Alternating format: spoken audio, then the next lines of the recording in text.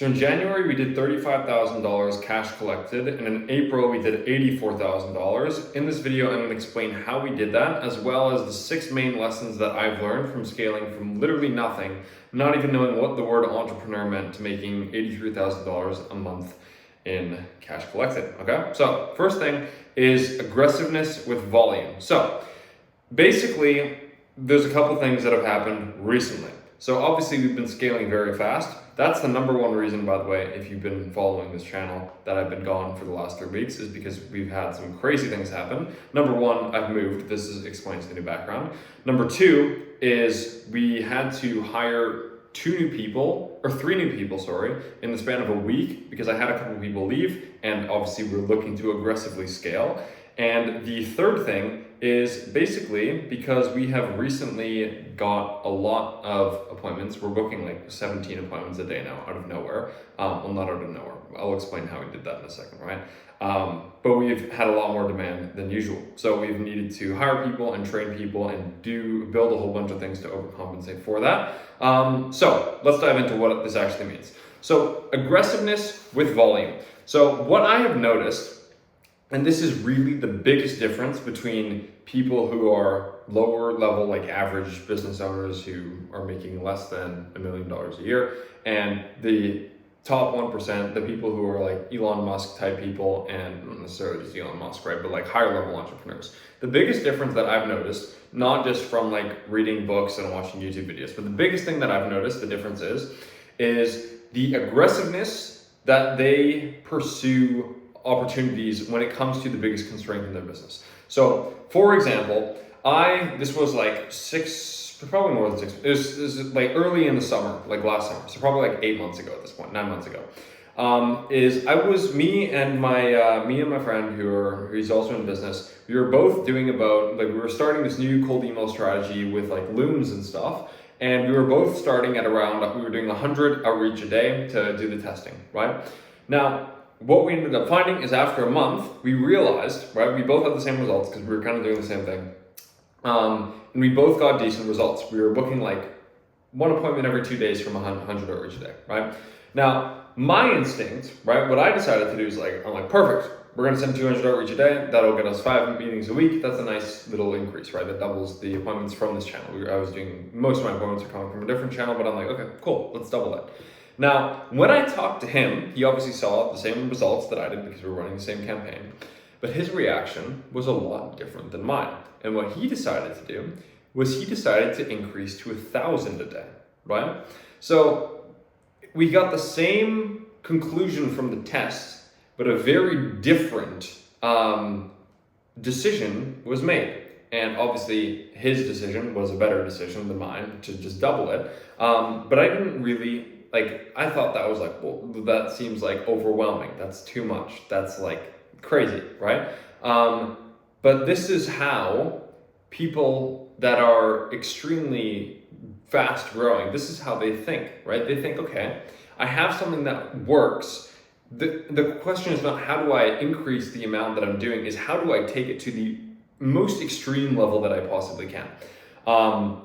So that was a really big turning point for me. And recently, that's what we did. So we had 5 LinkedIn accounts that we were sending from, and we were sending 300 emails a day from before. It's like, okay, how can we do as much as humanly possible? So what I ended up doing is I need to hire appointment setters for this. So I looked at different recruiting agencies. I paid recruiting agencies. I DM'd every single person that I had in my entire contact list on people who I knew were good appointment setters. And I found 2 really good appointment setters from that. And that's how we started booking 17 appointments on a daily basis, right? Now it's more around 17, I think 19 was our highest in a day. Right now we're hovering around 12 to 15 a day on average. But that's how we were able to increase that so fast. And before we were probably doing 6 to 8 a day or something like that. We basically almost tripled the amount that we're getting, right? So I DM'd every single person that I knew that could be an appointment setter. I DM'd every single person that I knew to get their LinkedIn account so we could do more outreach there. And then I went from 300 emails a day all the way to 1,300 emails a day. So now we're sending 1,300 emails a day. So the amount of volume that we're doing is basically, this is something that I call forced growth, where you don't necessarily have the capacity for the amount of volume that you're planning to put through the system. But what it changes the way that you behave, in the sense that now you have this urgency to actually do something about it, or else you're going to be basically wasting money, right? So right now I have one closer, and then there's me, which I don't have the time to close anymore because of all of this other stuff that I'm talking about hiring these people and managing and building out these workflows. But I only have capacity for like 10 appointments a day. So like he's a bit of he took 14 appointments in one day, I think on Friday, which was or Thursday or something, which was pretty crazy. So he goes above and beyond.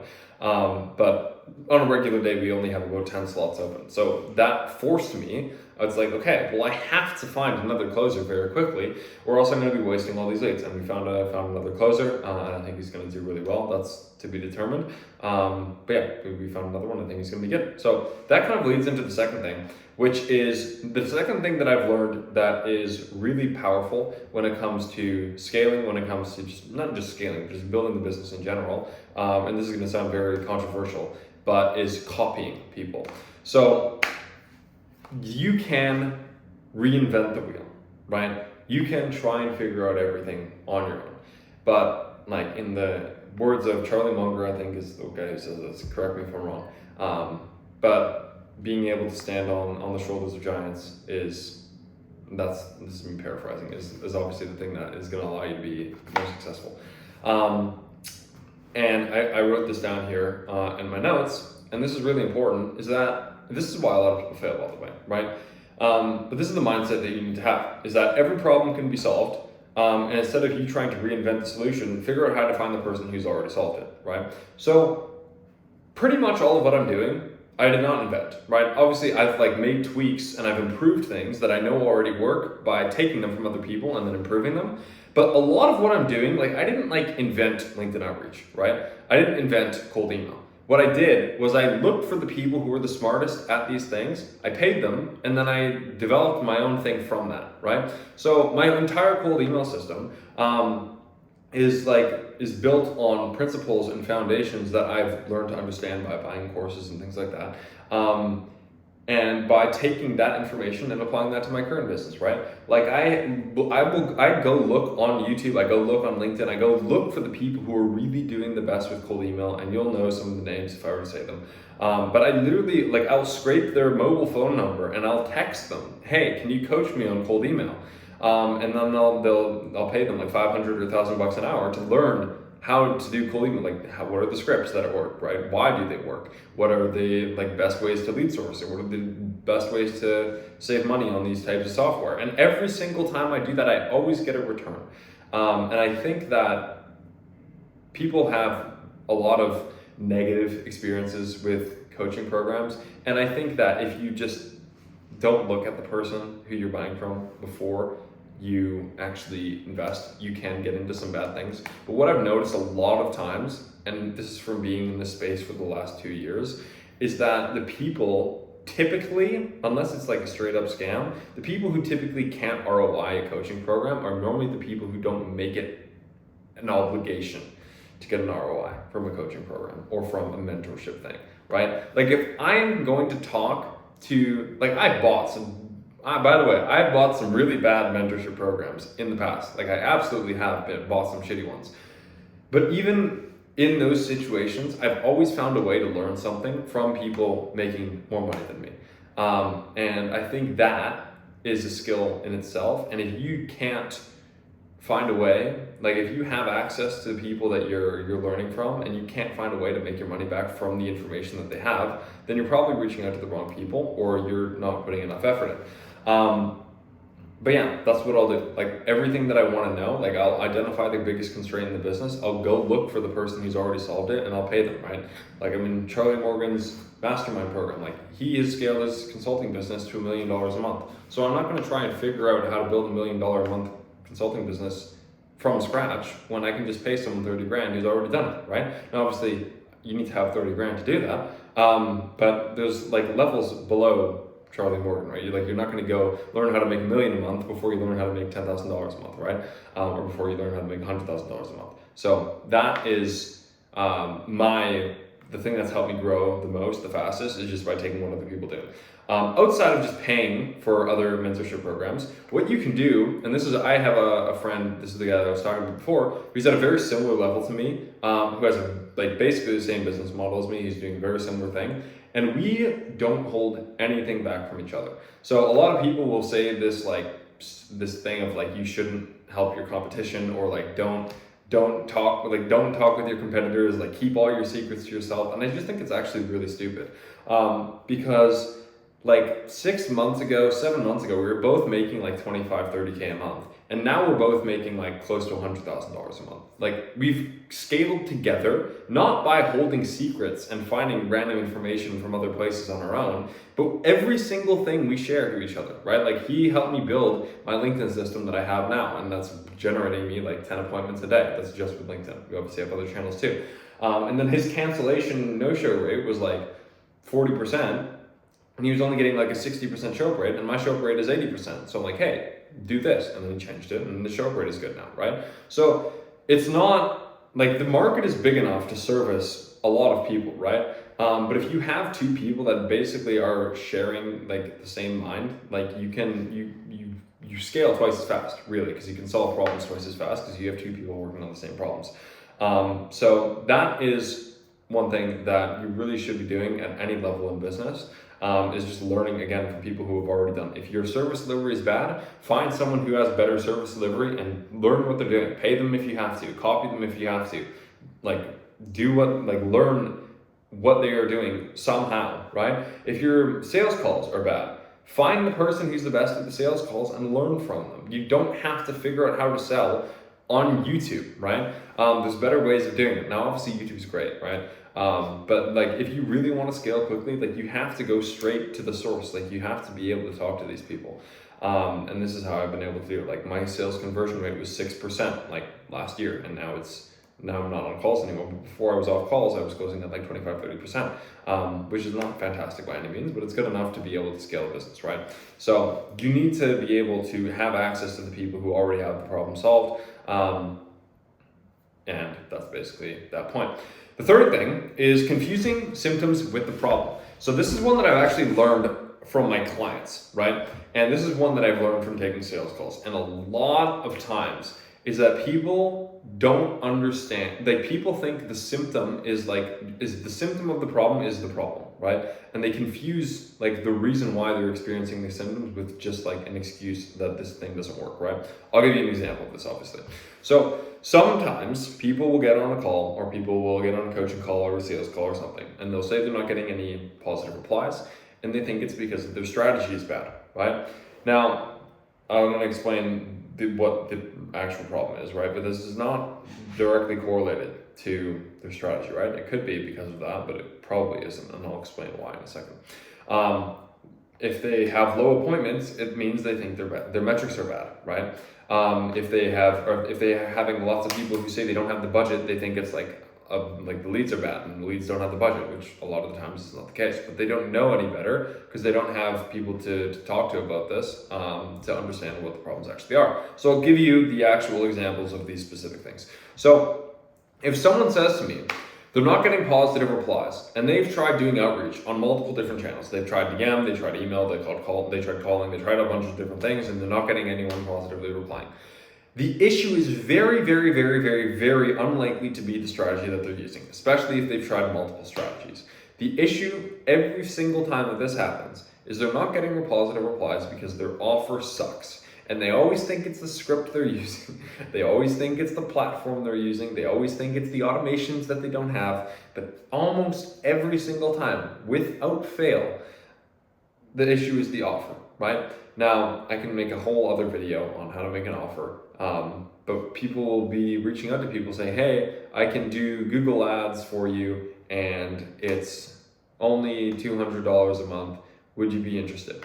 And they either say no, because no one cares about Google ads. They only care about the result of Google ads. Or they'll say, sure. And then they get on the call and they're like, oh, can you do $150 a month? And it's they're trying to get a cheaper thing of a price that's already low. And then they'll say, oh, it's a money objection. And then these leads are bad, right? But the only reason why the leads are bad, the leads don't have the budget, is because the only unique selling proposition that you have inside of your company is that your price is cheap. So you're going to attract people that are looking for cheap prices, which is why you need to have a strong offer so you can base the value of your service based on the result that they're getting rather than the actual service that you're delivering, right? So obviously we help marketing agencies and consultants get more appointments with outbound, right? We're not going to the market saying, hey, I will give you my LinkedIn strategy, right? Because no one cares about that. What they do care about is they want more appointments. So we say, hey, we'll get you a minimum of 120 appointments in 120 days or we don't get paid. And that's our offer. And most people that get on the call are not going to be looking for a $10 solution, right? They're going to be looking for the 120 appointments, right? And obviously that's worth a lot more than if I were to just say, hey, do you want to get LinkedIn outreach? Because the only types of people that want LinkedIn outreach are people that already know that that's the solution to the problem, which if they already knew that, they would have already gone looking for it somewhere else, right? So that's, again, I could rant about that for hours, right? Next thing is low appointments equals bad metrics. So I had a client on a call the other day, and he was booking about 5% of the people. I think it was like 3 or like 5% of people that he was reaching out to. He was booking them in, right? And he was telling me, Josh, like I keep trying new things, and I can't seem to increase this metric. I can't seem to increase this number. We're getting low appointments because these numbers suck, and the strategy isn't working, and it's crazy to me that, this always seems to be the answer for a lot of people is like, how can I improve the efficiency of the system? But most people, unless you watch enough Alex Hormozi or my content, is they don't think about volume, right? Is that I had this client, he's in a niche, there's hundreds and hundreds of there's probably 1 million people in this niche, right? Probably a lot more than that, actually, to be honest. Probably tens of millions of people in this niche. And he's sending like 100 outreach, he's sending like 50 outreach a day, and he's booking like 2 meetings a day, and he's like, Josh, I'm not booking enough meetings. And I'm sitting with him, I'm like, dude, you are reaching only like 1,500 people a month. That's not even like 0.00001% of your niche. Maybe it is. I just put a lot of zeros to emphasize the point, right? But you're not contacting anyone, right? If you want to get to 100 appointments a month, do you think it's going to be easier to try and get whatever the number would be? Do you think it's going to be easier to get a 15% booking rate or send 150 outreach a day? Probably the latter, right? And no one really thinks of this, right? But it's the easiest thing that you can do to increase growth, right? And this is what I was talking about in the first point, which was aggressiveness with volume, is if you can just increase the volume, like that's going to be significantly easier, right? Because there's to no end almost, right, that you can increase the volume, but you can only get your booking rate to be so high, right? Like you can always try and make that thing like go from like 5% to 6% booking rate, right? But how much easier is it just going to be to send more outreach, right? Especially when your market is that big, very much easier, right? So almost certainly you can increase volume, right? And obviously, this comes with the caveat that it has to be profitable as well to increase the volume. But in this case, it was very profitable because he was just hiring offshore people to send out outreach. So yeah, that's basically confusing the symptom of the problem. The next thing is a really big one, is a lack of focus. And you probably heard this a million times, right? But I want to give you this in a little bit of a different perspective, right? So this was kind of the thing that I said to myself initially when I started business, which was how I continued to keep going for 9 months, making $0 until I finally figured it out, right? Is my thesis was if I focus on solving one problem for one niche that has already been solved already for the next 10 years, does it become unreasonable that I do not succeed? And the answer to that question is yes, right? The next question you have to ask yourself is it worth it? For me it was, and maybe it isn't for you. And obviously it didn't take 10 years, right? 10 years ago I was 11, so I didn't have to come up with that long ago. But that's what I asked myself, right? Now, the reason why a lot of people fail, right, is because they change the problem and the niche a million times and or they try to solve problems for niches that haven't been solved before. So a lot of people, like, there's this stupid idea that people have that they need to enter this untapped niche, right? Or this like uncharted territory, or this like blue ocean market, where it doesn't really make any sense, right? This would be like, let's say I've learned this example from Charlie Morgan, which is really smart. So if you are a fish and you're looking for a pond to go in, right, and you want like the most amount of space to yourself, you're not going to pick to live in a lake where there are no other fish, because it's probably uninhabitable, right? If it hasn't been figured, and how this translates into this, right?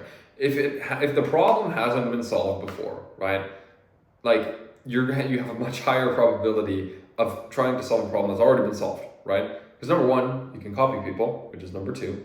And the second thing is, like, you're not having to guess every day, is this actually going to work? Because if you try and you continue to learn in a long enough time horizon, you will succeed, because it's already been done before.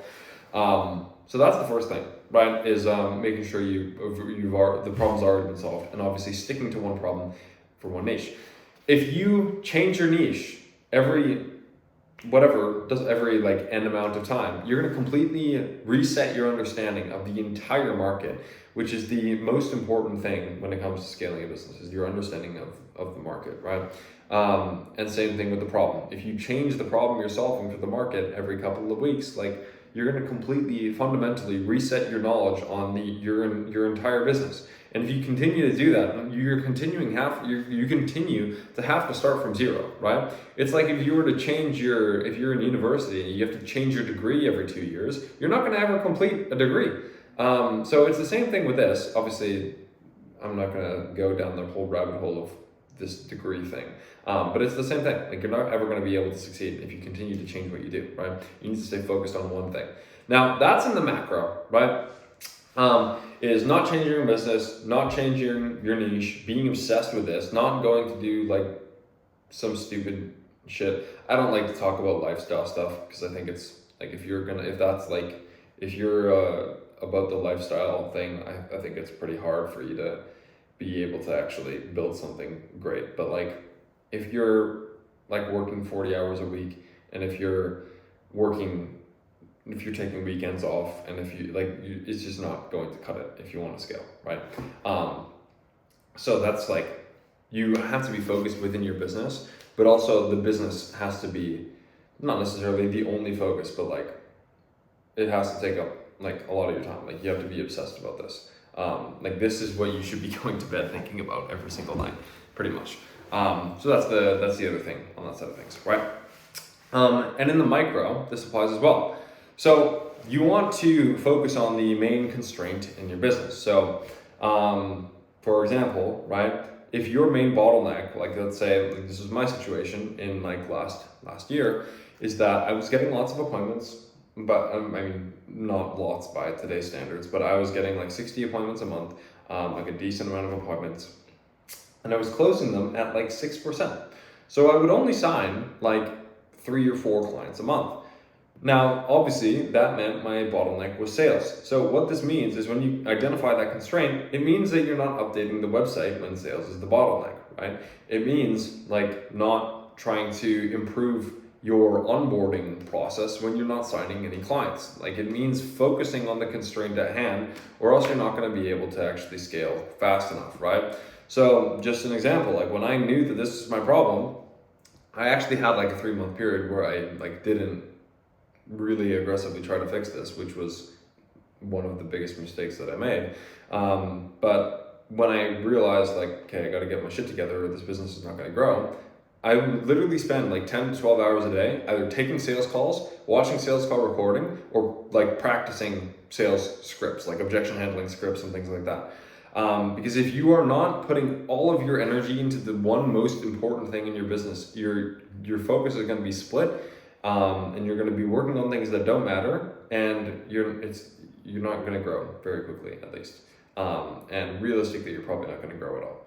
So that's focus, very important. Do with that what you will. Number 5 is not knowing your numbers. So this is, again, super big, like, stupid thing that I see in a lot of business owners, typically people who are making less than 50K a month.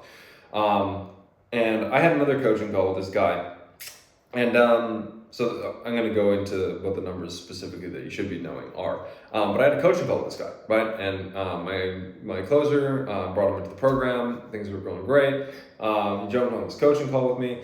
And I was asking him like about what he was doing to currently get appointments, right? To figure out if there was anything that could be tweaked there. He said he was running ads, right? And he was getting about 4 appointments a month from ads, and he was closing at about 50% of the appointments. So he was getting like 4 shows a month, but he was booking like 16. So his show rate was only 25%.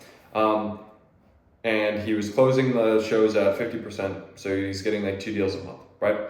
Now, I asked him what his cost to acquire a customer was. And he didn't really know this. So then I was like, okay, we backtrack this. And he was paying $40 it was $30 per booked appointment. So he was paying $120 a show.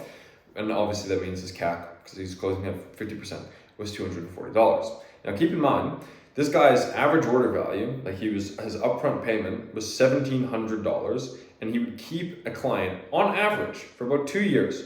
So his lifetime value, right, in the first year was like 20 grand. My math is right. It was about 20 grand for the first year.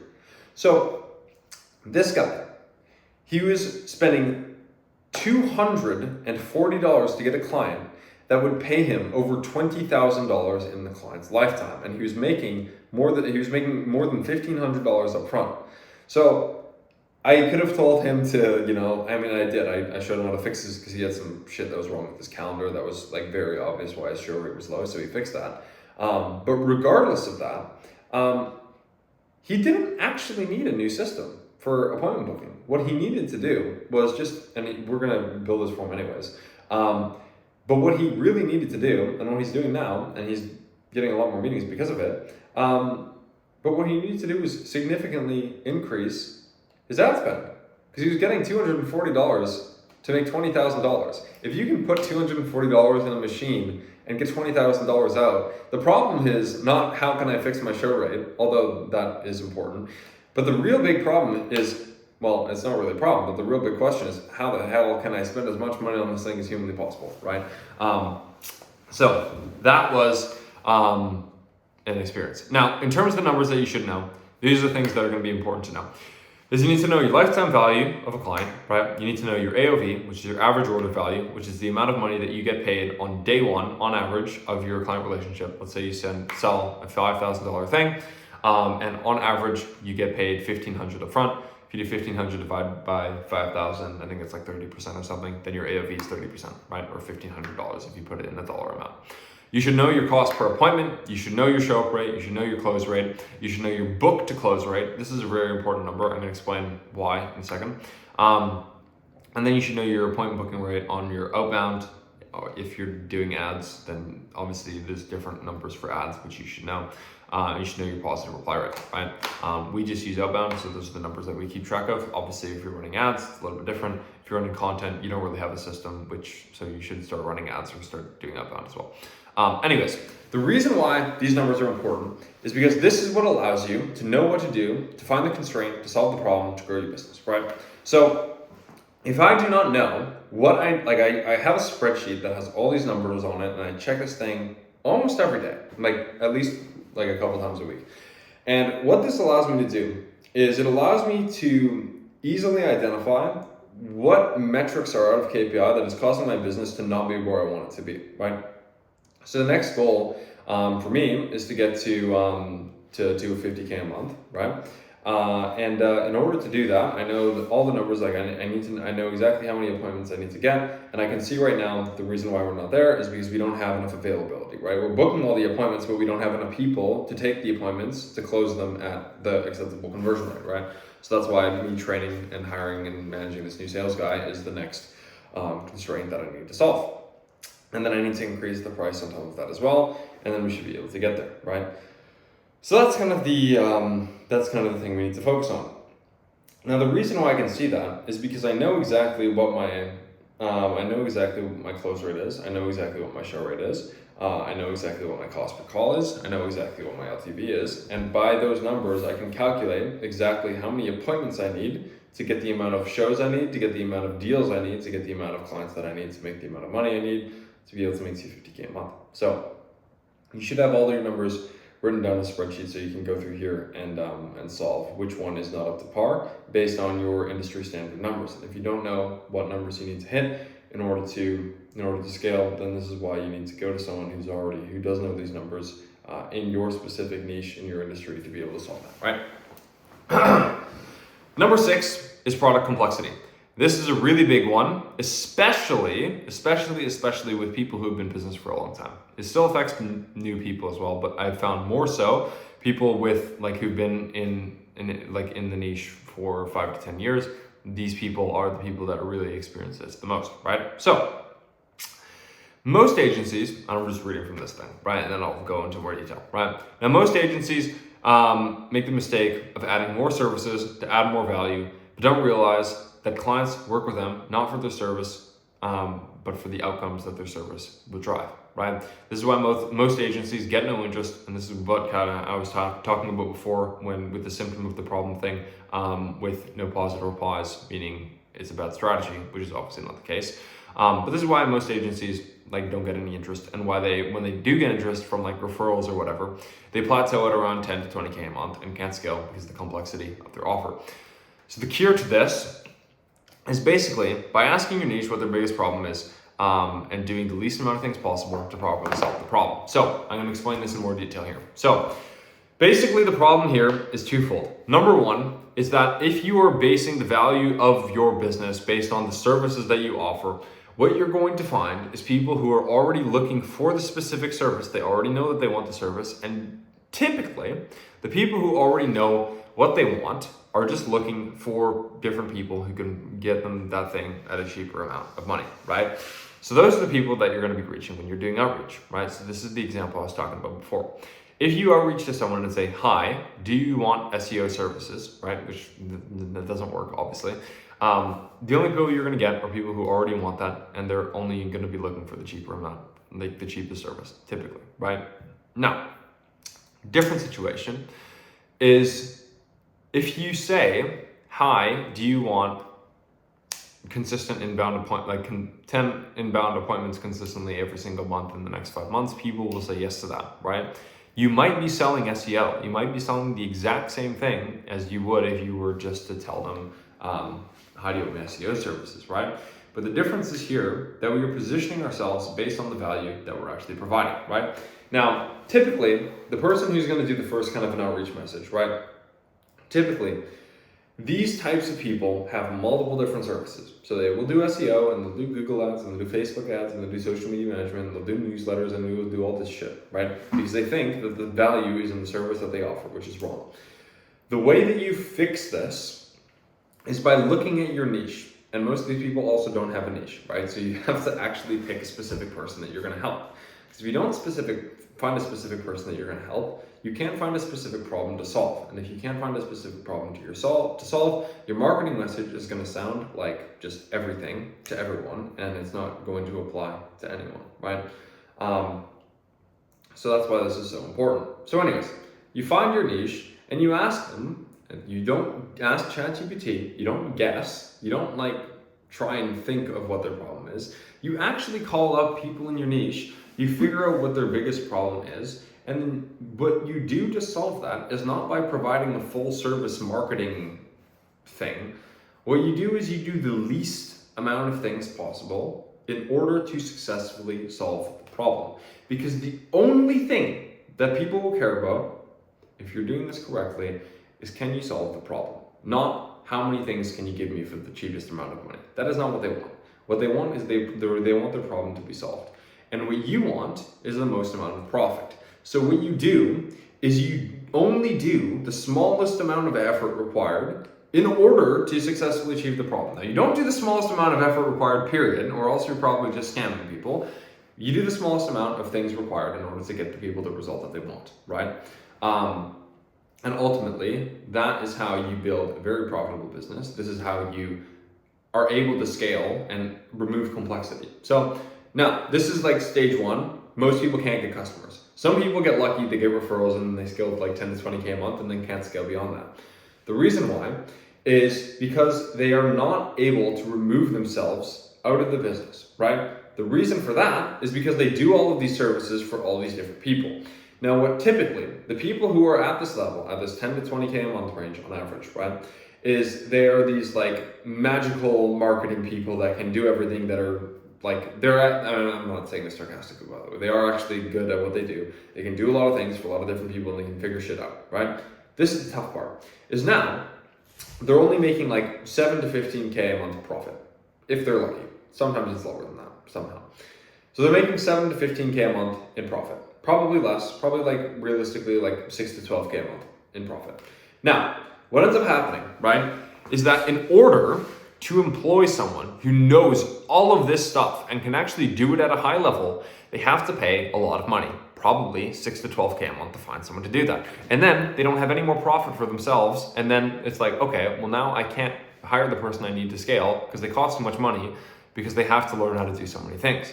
So then that's the second problem, is they can't get out of their own fulfillment because they're stuck basically doing all these different things and they can't find someone else to do it at a cheap enough price. Now, it also takes a lot of time to fulfill because they're also doing a bunch of different things on their own, which takes a lot of time, is demanding. The way to solve this, again, is by doing one thing for one person, because this has two benefits. Number one, it's going to take you less time to fulfill because it's templatized, right? You have one solution for one specific problem for one specific person that you know works. I have worked with over 125 marketing agencies. So when a marketing agency comes to me and they want appointments, there is a 99% chance that I have already worked with someone in the exact same niche as them. I know the exact scripts that work for them. I know exactly what to do, and I can just give it to them, right? Because I've already tested it. I know it works. Do this, you will get meetings, right? Now, if I did SEO and Google Ads and LinkedIn outreach and email outreach and all this different shit for, even if it was just for one person, which don't get me started if it's for more than one person, I would have to come up with a completely custom solution for each person. And I probably, like, these people, they're not charging custom solution prices, which is like 10, 20, 30K a month, right? Per client. So then they're unable to scale, right? Now, if you want to do custom solutions, you have to charge like 10, 15, 20K a month in order to actually be able to do this, right? This probably, you're not that guy, right? So if you're like most agencies and you're charging 2 to 3K a month, right? Again, you get stuck at this point. So that allows you to spend less time to get someone results because you can just plug and play the same thing that worked for the other person, right? That's the first benefit. So that will alone allow you to be able to scale to around probably double, probably like 20 to 40K a month to 50K a month, depending on your pricing and depending on how easy the service is to implement. The next thing that comes as a benefit is it's so much easier to train someone on one thing than 10 things. So if you were in the example of the full service digital marketing agency and you have to hire someone to do all these crazy different things, you have to find a pretty special person to be able to do that. Now, if you just want someone to be able to run Facebook ads for gyms, as an example, right? You don't even need to hire someone with any expertise. You just have to hire someone who knows a little bit about media buying, and you just have to train them on your process, which you should have like pretty dialed in because you've done the exact same process for like the same person like probably 30 times at this point, and you can just like, it's very, very easy to train someone that is low skill to be able to do that. What that means is you only have to pay them like 3, 4, 5K a month to be able to actually fulfill that for you, which is only probably going to be like 15, 20, 30% of your profit, which probably will be less than 30%, right? But if it's like a more niche situation, it might be something like that, right? But it's manageable. And then once you have that in place, now you can handle double the clients. Now you can increase the amount of appointments that you're getting. Now you can get to whatever that is, right? Like 50 to 100K a month with like the 1 to 2 account managers that you have. And you don't have to pay them a fortune because you taught them everything they know. So you didn't have to pay for pre-existing knowledge that they had to already have. It's also easier to find someone who doesn't have the skills than someone who does, right?